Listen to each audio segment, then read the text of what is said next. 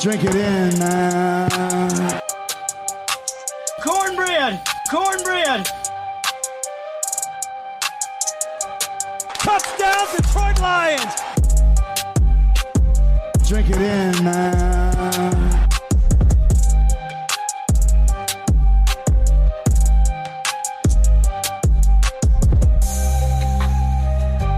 Cornbread! Cornbread! Touchdown, Detroit Lions! Drink it in, man.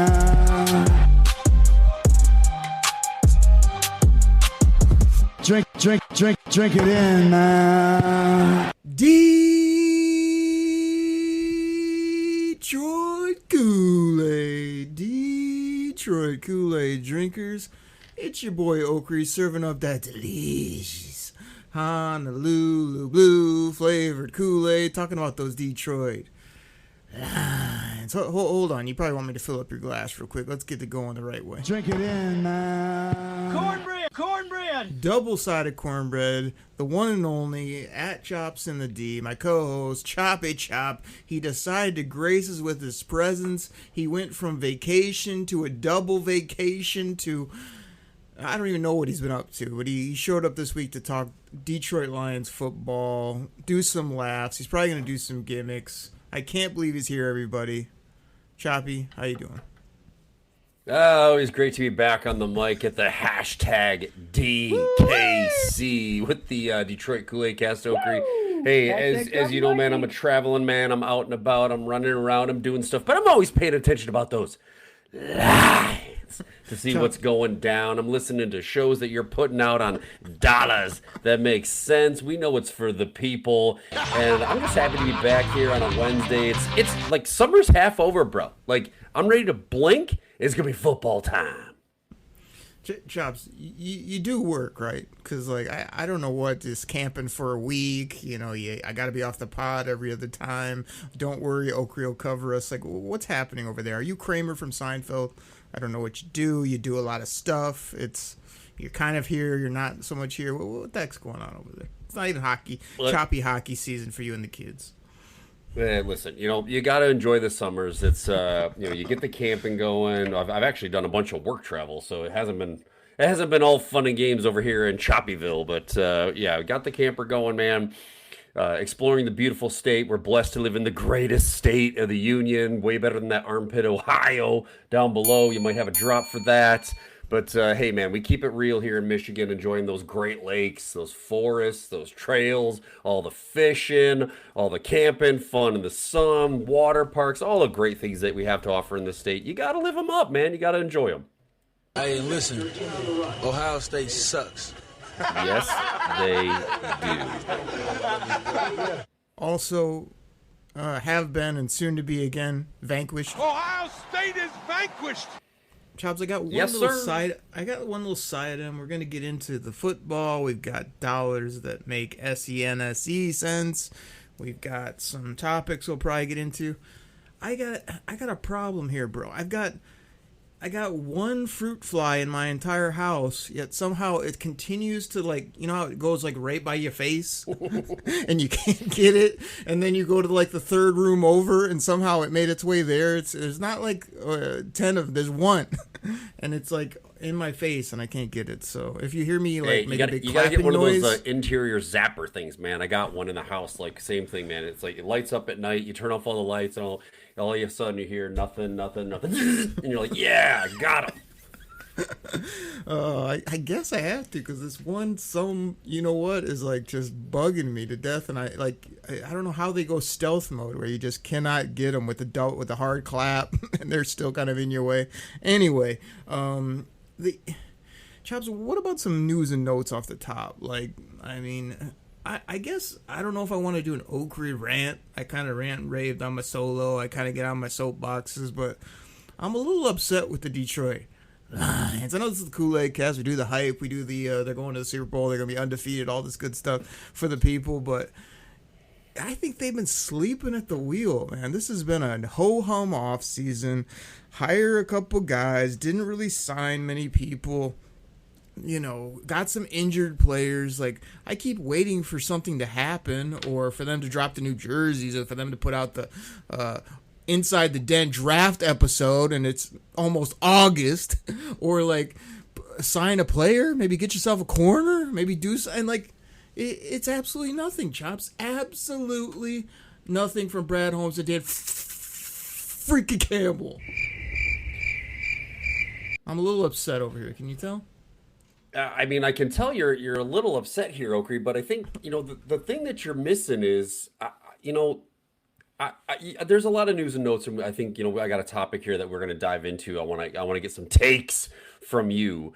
But, when your team is just built to last and built to win, I know we, didn't win the division last year, didn't make the playoffs last year, but like, the team is built well. Like, you're only fine, there's maybe a big splash out there here or there, but really you're just primarily getting complementary players.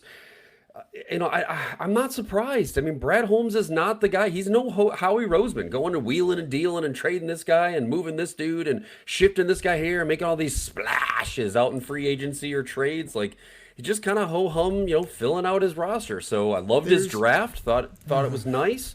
But, I get it. Like, and I'm kind of feeling the same way about my Red Wings, too, where you're just like, man, I see these other teams, and they have these GMs, and they're aggressive. What the hell? And they're willing to take risks, and they're willing to see what's going on. And our guys in Detroit here are just kind of going, uh-huh. I'm like, hey, Stevie Y, like, go sign EP40. Alish Pettersson's ready to come to Detroit. Hey, I don't know, maybe trade Dylan Larkin for Jason Robertson.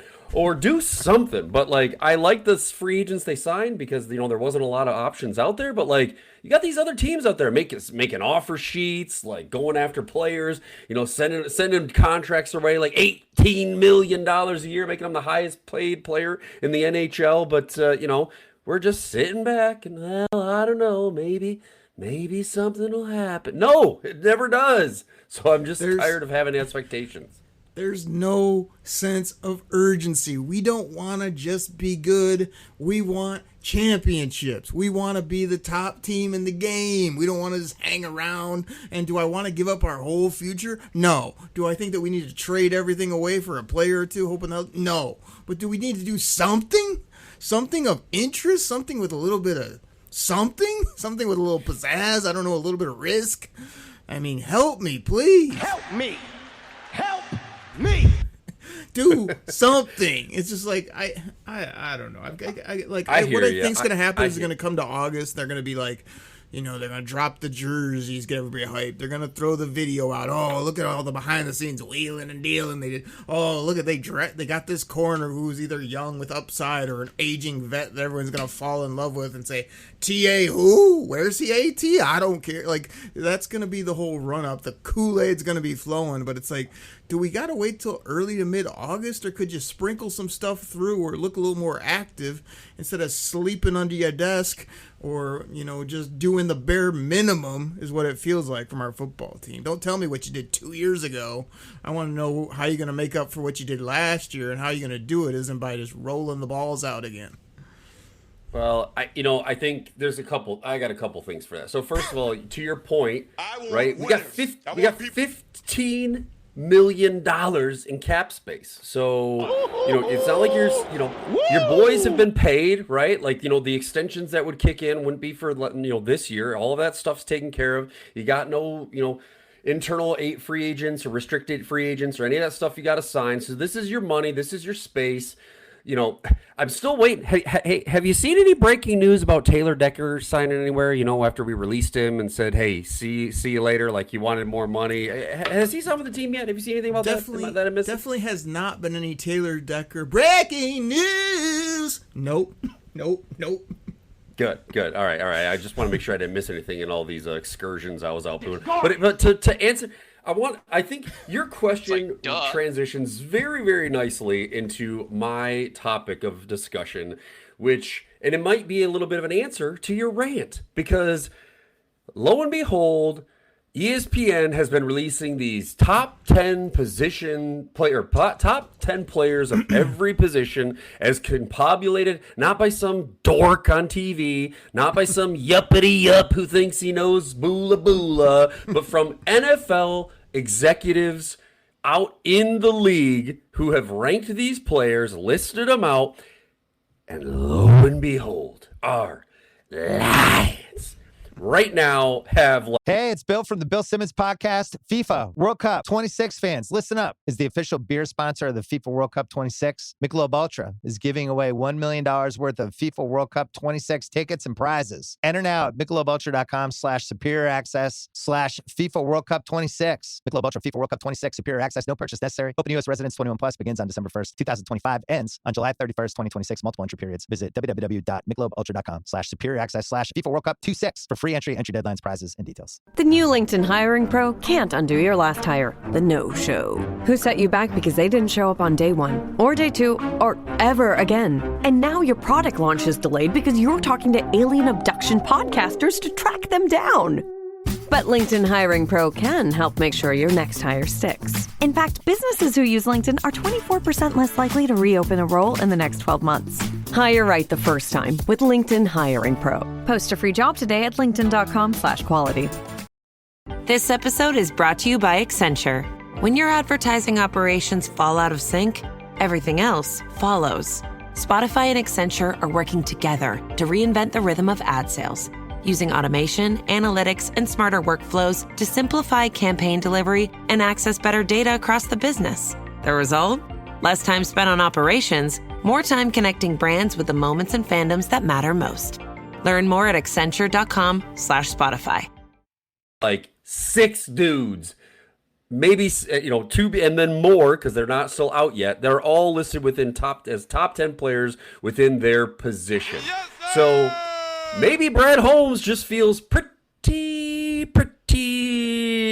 good about his staff and his squad, and not to mention that I think all of these guys except for one were drafted by Brad Holmes. So he's probably sitting back going, hey, maybe there'll be a vet who gets cut, can't make the 53-man roster, and I can slide him in, whether it's an edge, another whatever we need, a corner, a safety if our safeties aren't healthy. So I think he's sitting back, playing it cool, playing it calm, and realizing that he's got studs across the board.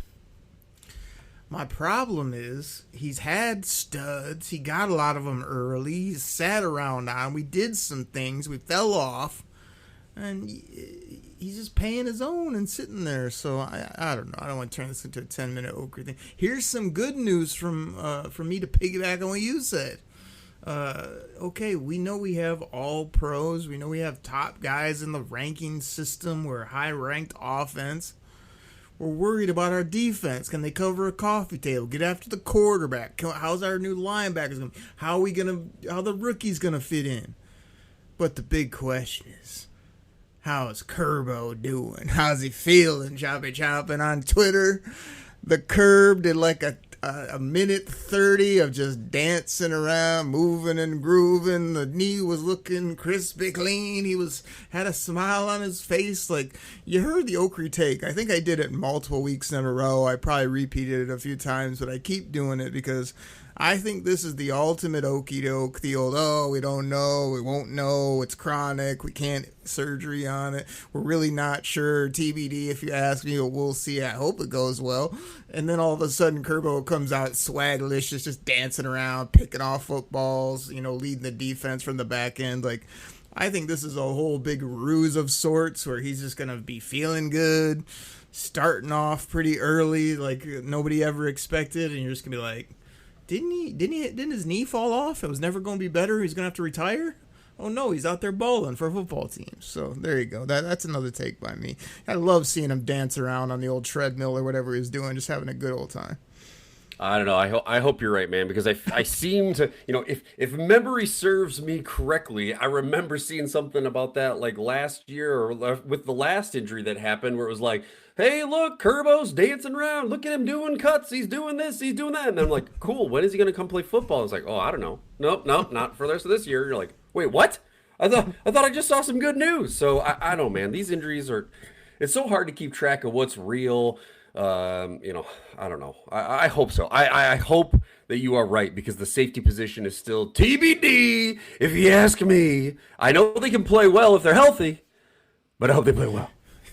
You messed it up again, which I know you would. And to steal one of your lines, I think the Kerbo injury and maybe even the my boy Brian Branch, putting him in like November, December, whatever these doomsday devices are. Like, I think Daniel Jones, who plays quarterback, had a similar injury at a similar time, and they say he's basically raring to go. So both of these injuries might be, what would you say, Charles? Maybe whoop-de-doo, and that's all said and done. We'll see.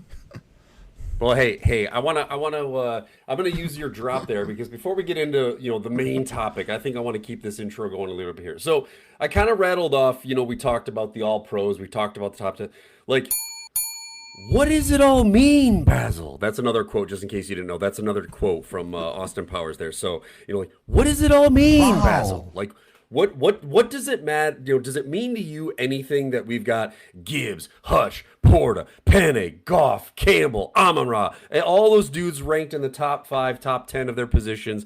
Does it mean anything to you, Oakley? Do you care? Do you like, yeah, we're good, but it doesn't matter until we win a Super Bowl? Like, what are your thoughts on that? I mean, I obviously care because I lived through the doomsday when you were out there bashing the Lions. Oh, great, I'd never come on and talk football, blah, blah, blah. And talking about your hockey, they're winning championships, hoisting Stanley Cups. It's like, yes, I love that we have great players at multiple positions, at premier spots. But it's just like all these other teams are finding ways to go for it, manipulating the cap, making trades, being aggressive. And we just like keep our good players, which is a good thing. Sign our good players, which is a good thing. Bring back the same old bowling alley candidates at the bottom of the roster. Have these guys in the middle that we're told are going to be the greatest thing ever, and they're going to do this, going to do that. And then they just get roasted, toasted, and extra crispy on every pass route, or get stuck to offensive linemen like flypaper when they're trying to get to the quarterback. So it's like, I just get annoyed by that middle bottom side, as well as, we have good players that are young, which is tremendous, but how long do you just sit on that until you're like, okay, they used to be young, now they're not as young, they're very highly paid, all of them now, especially a quarterback, and we're just strapped, and they're either older or they're heading out to some other place after a first extension type of thing. So I just think this is not only the sweet spot, but if last year wasn't a kick in the earth, I don't know what is, because they haven't done anything that's wowed me. Okay, you had a couple nice draft picks, tremendous. Like, you brought back a couple guys on decent contracts. Let me do a cartwheel for you. It's like, I just think they need to be much more in the mode of like, okay, we solidified our middle, we added a couple spots, we know who our studs are, but you didn't do enough to really get the fan base excited, or to show like, hey, we realize the next year or two it's not like they're going to fall off the map, but to me it is as far as like, you got about a 3-year span here where you really got to get it done both in the regular season and the playoffs, or you're going to be in that retool mode where, hey, let's keep our top 5 to 6 studs, but we really got to retool the whole rest of the roster. And that's not easy to do, I don't think. I mean, you talk about the NFL flips all the time, but you can also flip like the Lions did last year, 15 plus down to 9 and miss the playoffs. And I don't want it to keep going that way. So I just want urgency, I want aggressiveness, and we're going for it now. We'll figure it out later, but we're also not completely mortgaging everything, but we're also not just sitting around thinking that we're good, or, hey, we won X, in 2023. Like, as happy as I am about that, like, I'm getting to the point, like, I don't care. What are you going to do this year? What are you going to do next year? That's what I'm most worried about. Yeah, I think I know what you were trying to avoid saying to, when you're like, well, I don't want to say like our window is closing, because that's another like hot topic, right? Like, has the Lions window closed? They went up, and then they collapsed last year, which collapsed meaning they missed the playoffs by 1 game. Someone might even say by 1 touchdown that didn't count against Pittsburgh. But anyway, that's either here nor there. Not bitter or anything. But I think the time is now. Like, to me, we are in championship or bust mode. Like, I don't care about making the NFC Championship game if we lose. I don't care if we, make the wild card and get knocked out or get the number 1 seed, but we lose. Like, it is championship or bust. That's got to be the target, in my opinion. We did a way too early prediction show where I think you had the Lions going 16-0. And 17.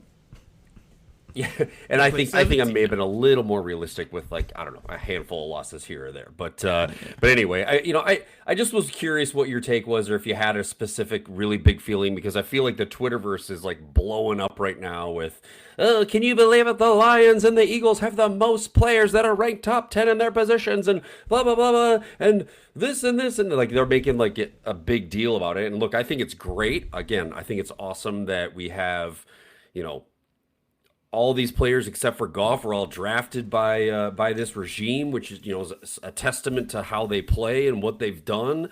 But to go off and just go bananas about how we have like the most or just below Philly or whatever, and yet we still have nothing to show for it. And I think as much as it pains me to say Philly won a Super Bowl more recently than us, so I don't know.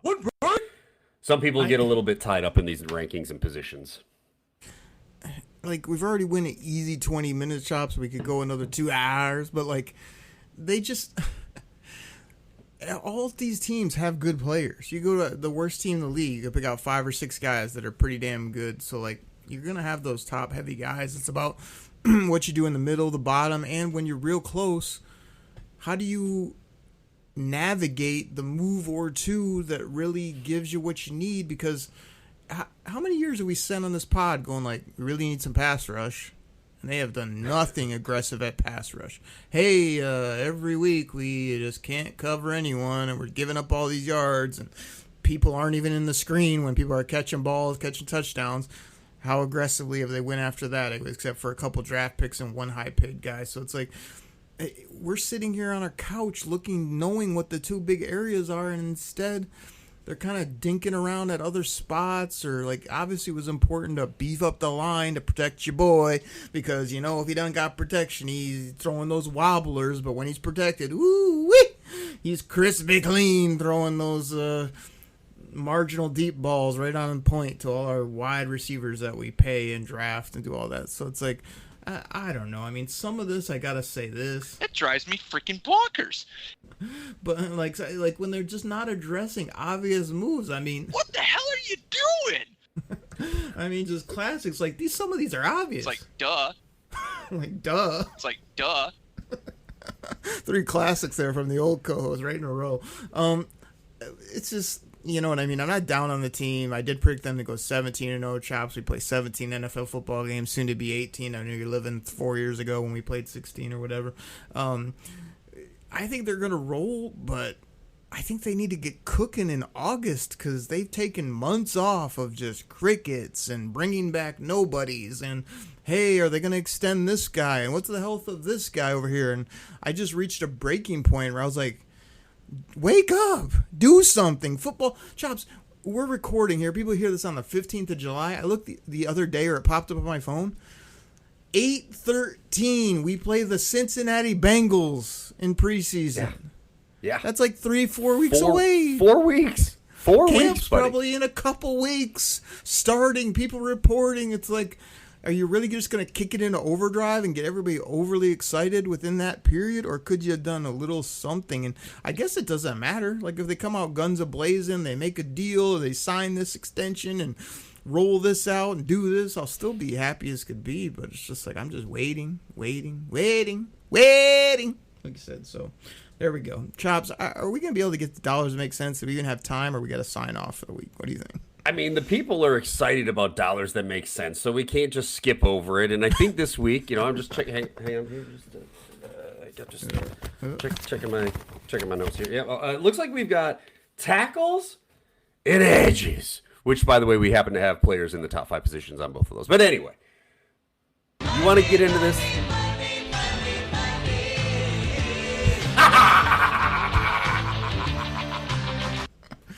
Oh, I would say let's have a vote of what's better, the choppy laugh or the $1 Million Man. But I mean, as good as you do it and as funny as it's become, I mean, you can't beat it.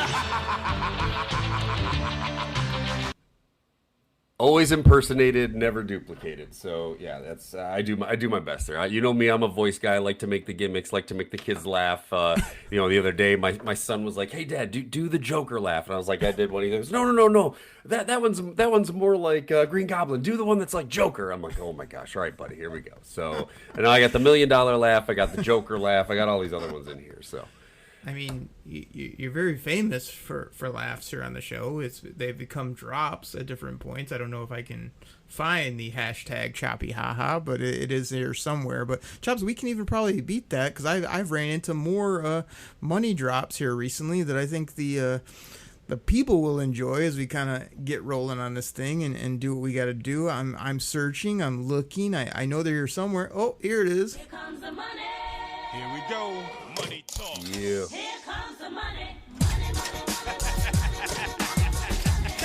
Is that what Sam at Biscuits is listening to? Is that what my boy Brian Branch has got on repeat on the old Beats headphones? I mean, could be going on, but like Chops, I may have repeated tight ends and safeties. We may have done that earlier. I did it again. I've lost track, but when you hit me up, it was kind of like, yeah, I think we have O-line and D-line somewhat left. Maybe we missed a spot. Doesn't really matter at this point. So I was like, how about we talk about tackles and edges? Because, again, you just rolled out of bed and came back for a week. And we can kind of finish next week with interior offensive linemen and interior defensive linemen.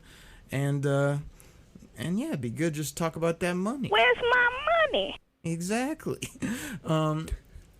Chops, where do you want to start? Do you want to start on the offense or the defensive side?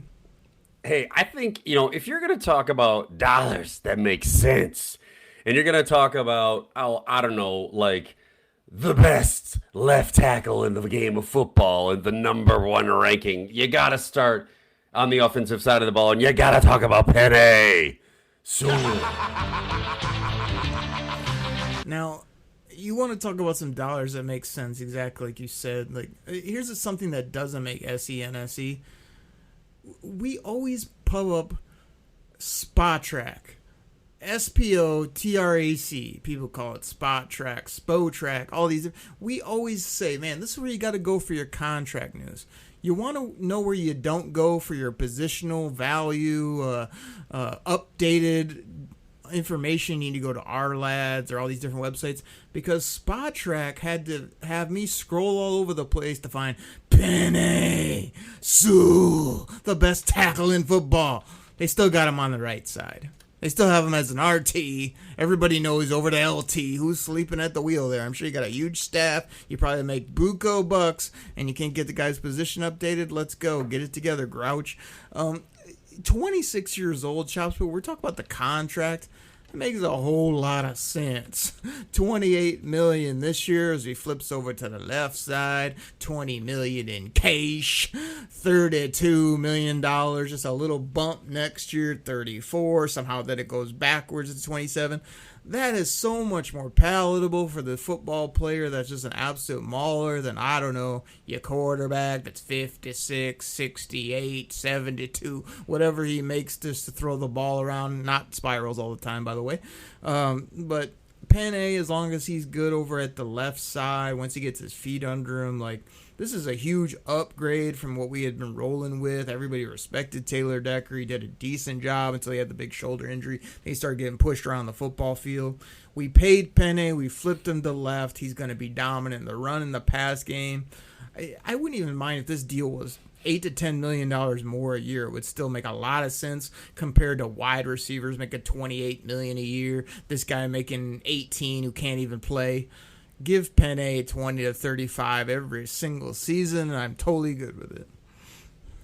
Yeah, this is definitely one that, I mean, again, if you're going to pay guys, like, these are the guys you want to pay, in my opinion. Like, yes, the skill positions are great, and, but like you said, those dollars add up quick. If I can just lock up the best left tackle in the game at 28 per on average here for the next 4 years. Sign me up. And you know that Brad Holmes and Penny wants to be here, so they may get away with a little bit of that funny money where they do some restructuring here or there. I mean, this contract was a 4-year, $112 million with, I think, like 85 guaranteed. So, look, with an average salary, oh my goodness, I can't even speak. Average annual salary of 28 mil, which it breaks out. You gave it nicely there, but this accounts for about 9 to 10% of our cap. But he's worth every penny because he just keeps Jared Goff upright, and he is the anchor of that O-line. Chops, new sign that needs to be at Ford Field. Just thought of it. Makes a whole lot of sense. Worth every penny. Love it. There you go. Absolutely classic. That's a new one. That's a new one. We got to get his face on the sign there. Maybe we'll have it at the old tailgate at Ford Field one day. So, Chops, I have more issues with Spa Track here. I'm trying to scroll around. I'm sorting by a position. I'm looking for who's the next guy in line. Who's our next top player? Is it that hard to put either OT for most of these guys or RT, LT? We got Gio Manu is listed as an LT. He's playing inside now. Then I got to scroll around to find the rest of our guys who are just mentioned as a T for tackle. And then they got Penne on the right. They've got it's just all jumbled up here. So let's talk about don't forget about the next highest paid tackle, Oakley, and that's Larry. You might bore him to death because he's making $5 million against the cap hit this year, and he's like a swing tackle who probably won't even be starting.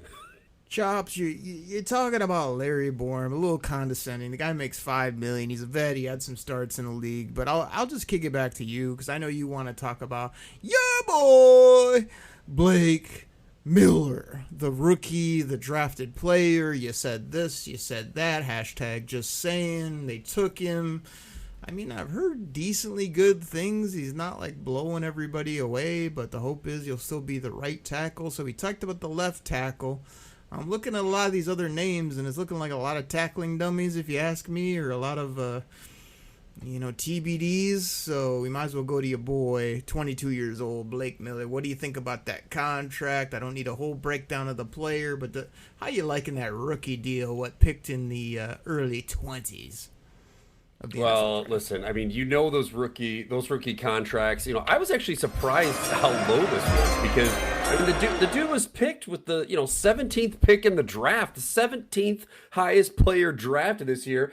His first year cap hits like $3.9 million, and I'm like, 1.3% of the cap for a kid who's going to come out and just ball. Will he make mistakes as a rookie? Yes.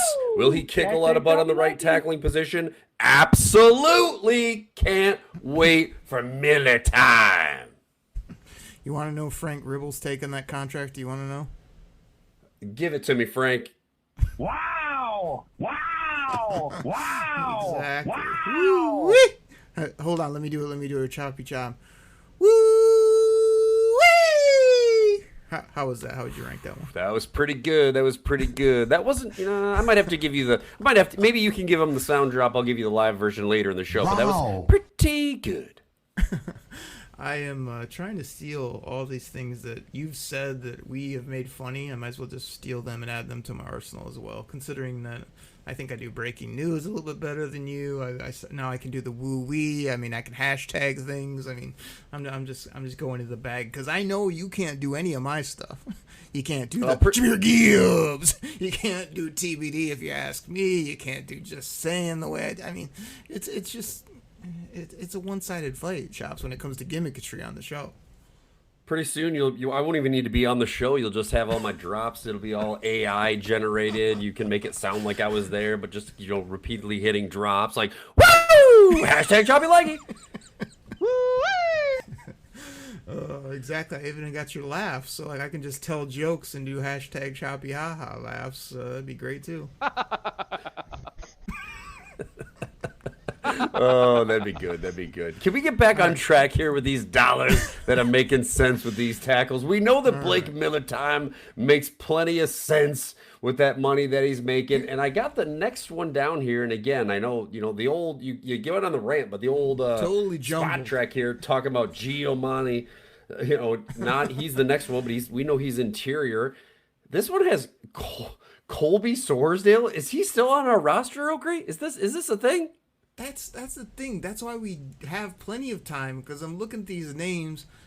I had no clue Colby Sorsdale was still on the football team like 3 months ago. I know we talked about him a bit, and somebody brought him up, and I was like, didn't we cut him like a year ago after he washed out as a 5th round draft pick? He was with this OT coach. He was going to do this. They were going to turn him into something. And he's just been an absolute turnstile. So I'm sure he's a hard worker. He'd be great in my Bible study. I love him as my neighbor. But why is this guy still on our team? He showed he can't play. So it's like, Chops, do you want to do deep dives of the Colby Sorsdale $1.1 million contract? Or maybe we should go look at the analytics on Devin Cochran, right tackle, $1 million. Or here's a better one. How about you give me the extensive wiki history on Melvin Priestley?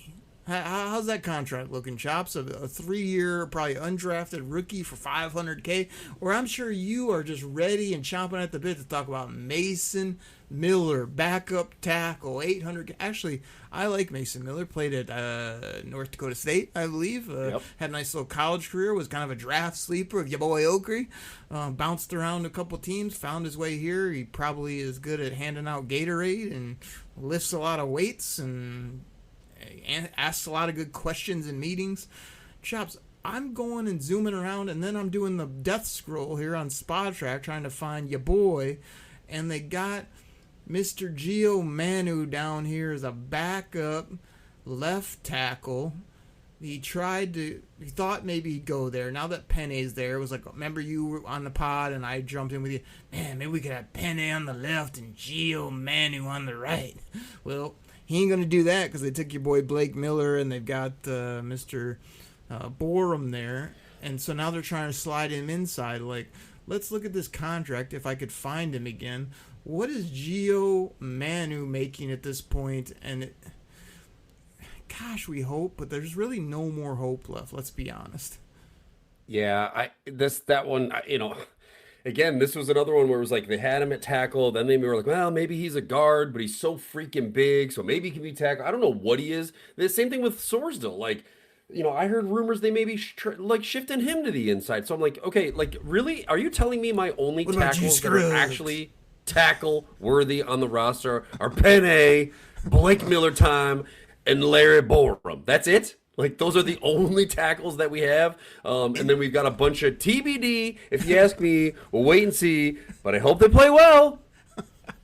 Almost got it. Almost. But, like, Gio Manu to me is like, you're just keeping him around because where you drafted him. He's pretty much shown he can't play. He looks the part coming off the bus. But it doesn't matter at this point. The guy he still has 1.2, 1.3.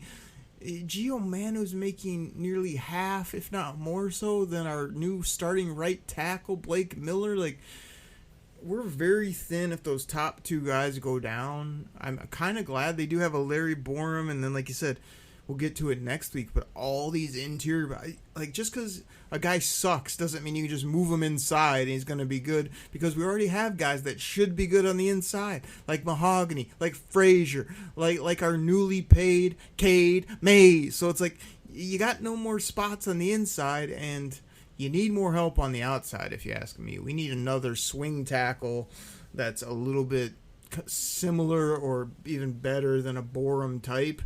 But usually teams just go get that if and when an injury happens. So I think a lot of these other deals make no sense, as well as they're nothing on the book, so I don't even care. But I care about Penne. He's an absolute monster. I love your boy Blake Miller. I really got no problems with Larry Borum, because when you see $5 million and you've seen that he's played and he's half decent and he's from Detroit, everybody, so you know you love that. I'm good with it. But man, Gio Manu, could you stop being a stiff and just be a swing backup right tackle, break glass in case of emergency, please? Or we're sending you back to Canada where you came from. Yeah, it's funny as we dive through these names and I'm looking at these contracts, and like you said, it doesn't really matter because the other dudes are just making the $1 million, and it's like, yeah, ho hum, whatever. But like, I'm looking at these positions of tackle and edge, and I'm like, could we be any thinner at these positions? We got starters, and that's about it. So yeah, like a serious injury, and we are, we're toast. So I get it. There's, there'll be guys on the, out there, and you can pick them up. But like, are we really going into the season with like 3 tackles that are basically starter worthy, and everyone else is just maybe a tackle or maybe a guard? That's a little bit scary. In defense of Brad, used to be open for business homes, and Dan Freaky Campbell. If you went around the league, you probably see a lot of thin spots too, where teams got 2 and a swing and nothing else, and they have 3 to 4 bodies that they think can play in the inside, and they call it a day on the O-line because those guys don't come off the field. So I'll give them that as a caveat. But Chops, we're about 30, 40 minutes deep here on the show. We said we were going to keep it tight. We got to talking. We got to ranting. I had to get some things off my chest. Played a few gimmicks. Let's flip over to the edges. More fun, more intriguing to talk about. And Chops, I'm going to tee this one up for you because I'm looking at a deal for Aiden Hutchinson that makes a whole lot of sense when I see it for the next 3 years. I mean, unleash Hutch. Unleash Hutch. Go ahead, buddy.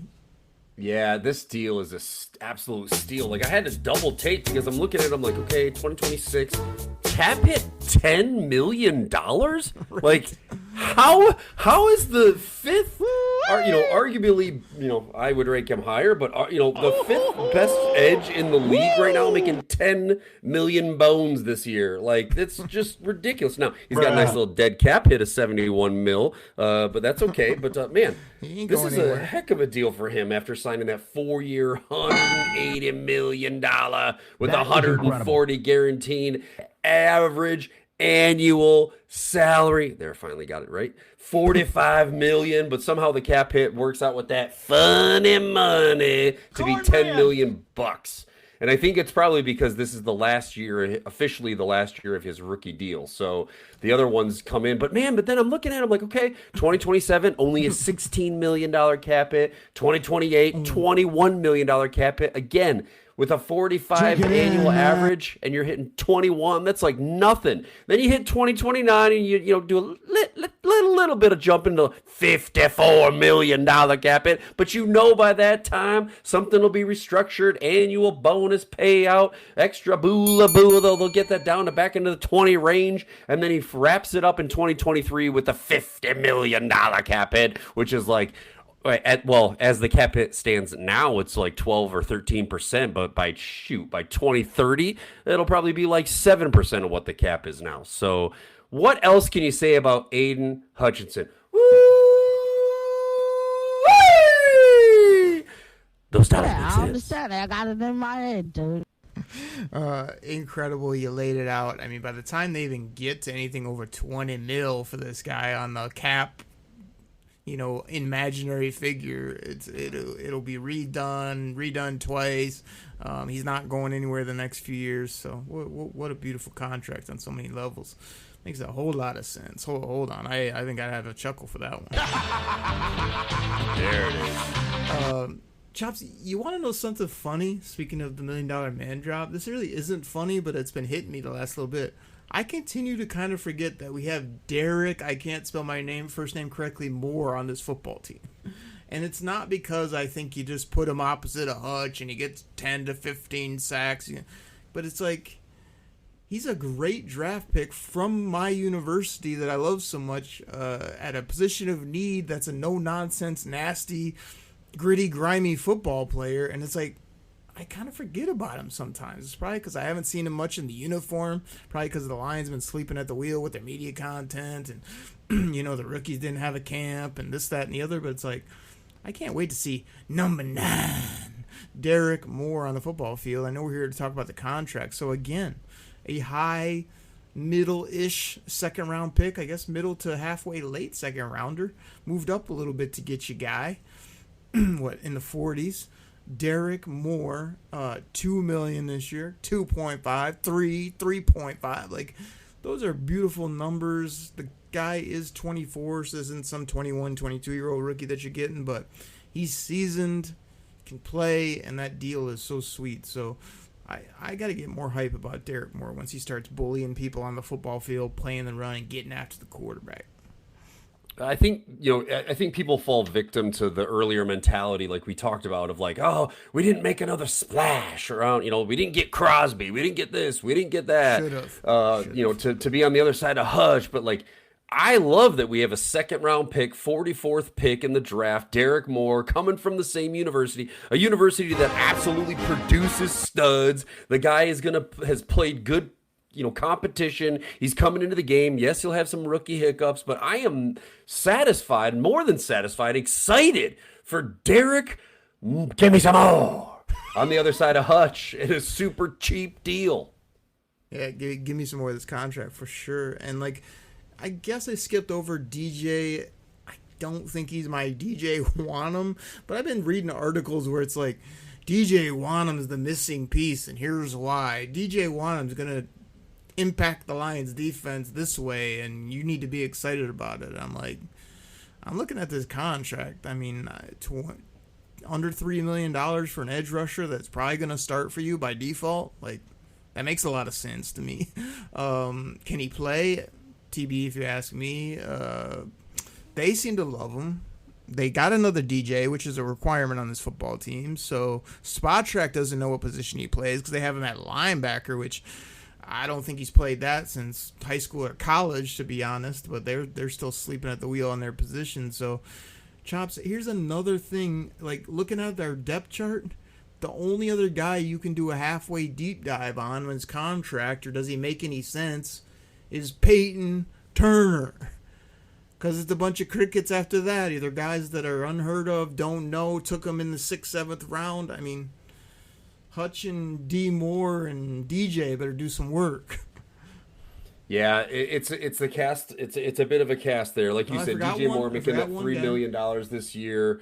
Yeah, I don't know why. There's so many places that have him listed as linebacker. It's not just Spot Track, so we don't just look. We go there are go-to spots. So I don't want to keep. If you want, I don't want to keep number 99, the assassin.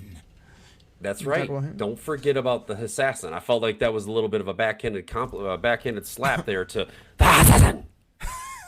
Great, or maybe name. Don't know if he can play. Ahmad Hassanian.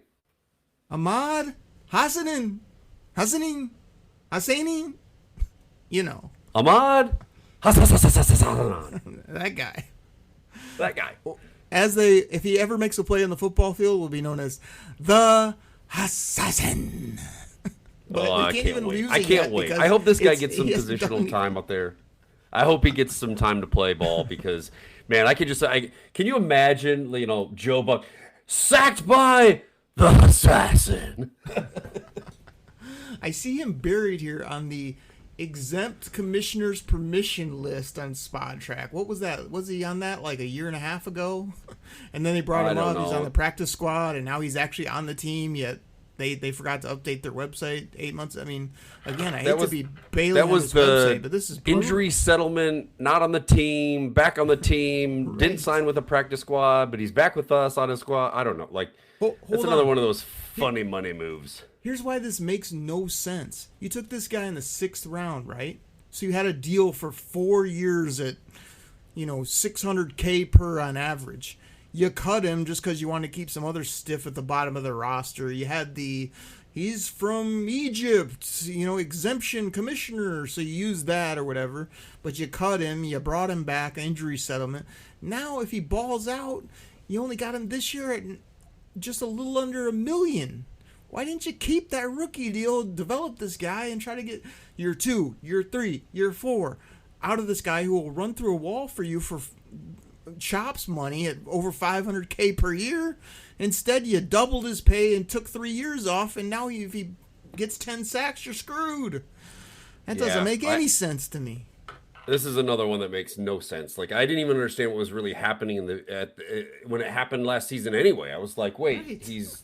he's cut, but he's not on the roster, but then they left 3 roster spots open, but now he's being exempt, and like the whole thing was just a bunch of rigmarole. Like, it was almost like was it an accounting mistake? Like, oh, hey, we forgot to list him on the roster all of a sudden, and we got 3 open spots, but because he's from Egypt, let's put him on the exemption list, and we can re-sign him back for this, but then he's never going to play a snap, and I don't know, man. Like, I'm excited. I hope that he can actually get on the field and do some stuff, because he's got a hell of a nickname. And he's got the 99 now, and like I say, he's all hustle. Yep. Like, I love so much about this kid, except for the Lions seemed to love him when they took him, and everybody that was like, oh, this is a perfect Lions player. They just needs a little development. And then you saw him for 3 weeks in camp, said, I'll cut him. We're going to keep, what was some stiff, like, oh, we got to have Marcus Fattenport out there, and we got to have this guy and this bowling alley candidate. Can't go an episode without talking about that, yeah.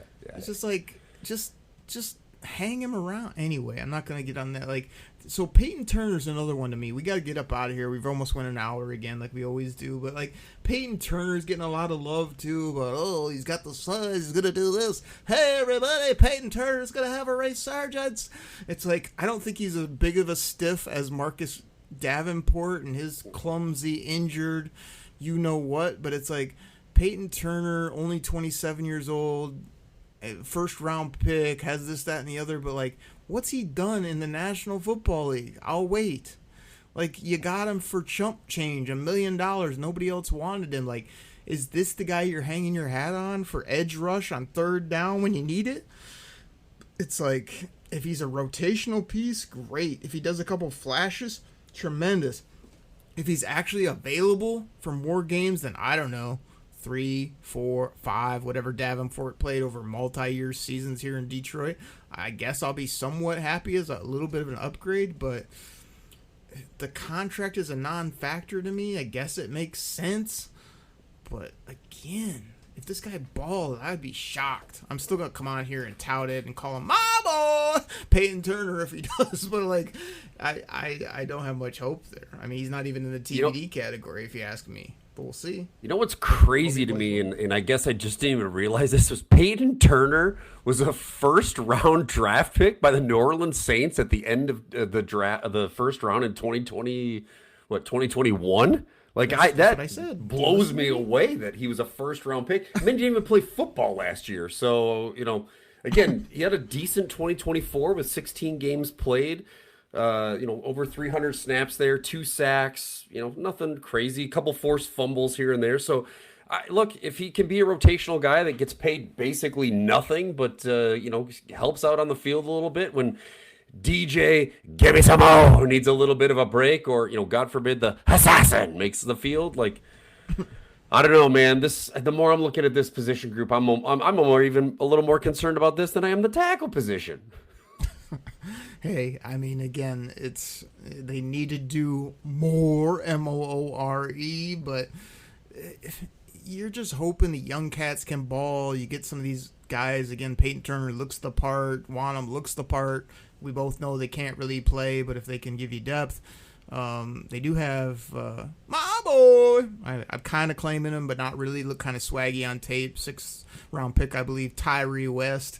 Look like a big body, move inside, outside, get after the quarterback, kind of like that Nick Fairley. When he gets to you, he's going to crush you and roll on top of you and kind of get up and do a fun dance. So I kind of like that about him, but, I mean, again, he hasn't done anything. So the Lions are just hanging their hat on Hutchinson. They think they can get away with, marginal guys on the other side. If it was me, I'd be pairing that dude up in his prime with another halfway top-end stud. If you can get after the quarterback and put up points, you can win football games.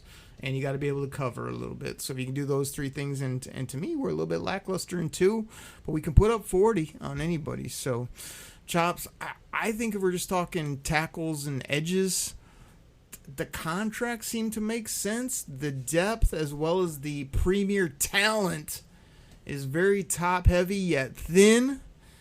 But maybe they'll add a couple bodies, or maybe these guys will play better than we think.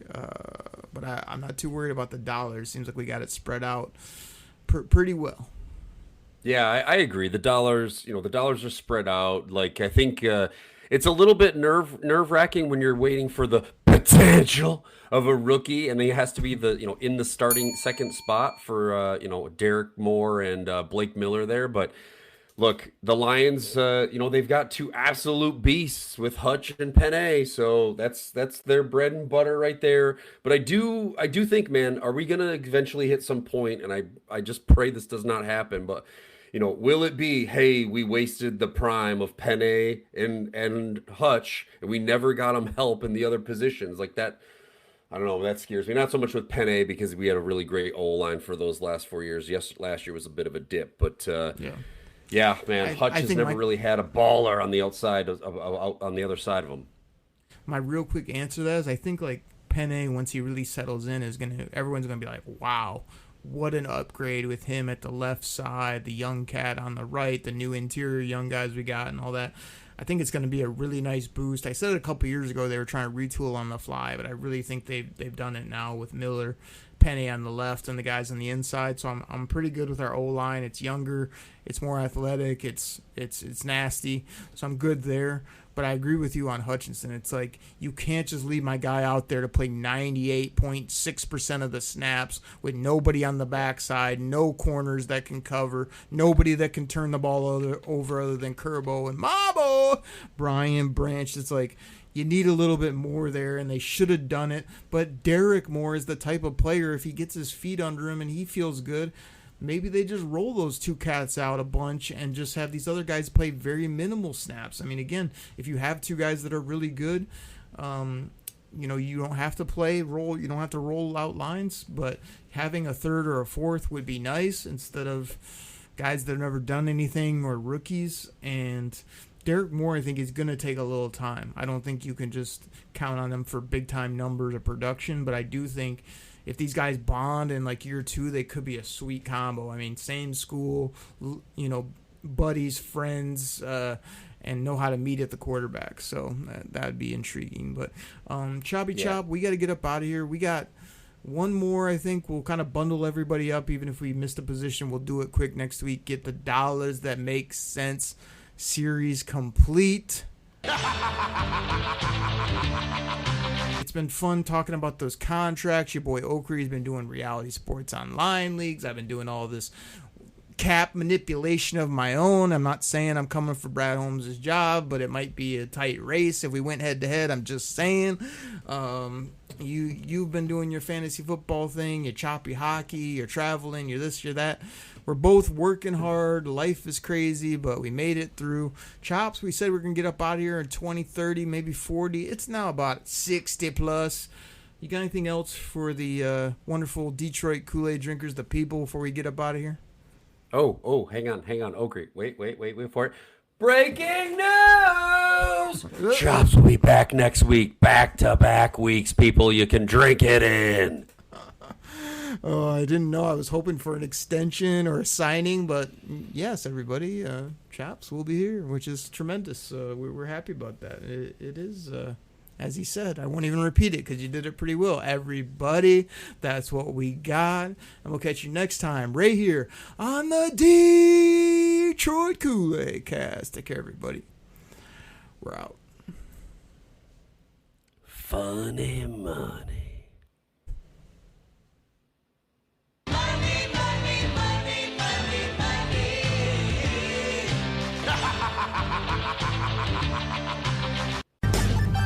Pack the bags, start the plane. This game is over. It is over. What a comeback by the Lions. Drink it in, man.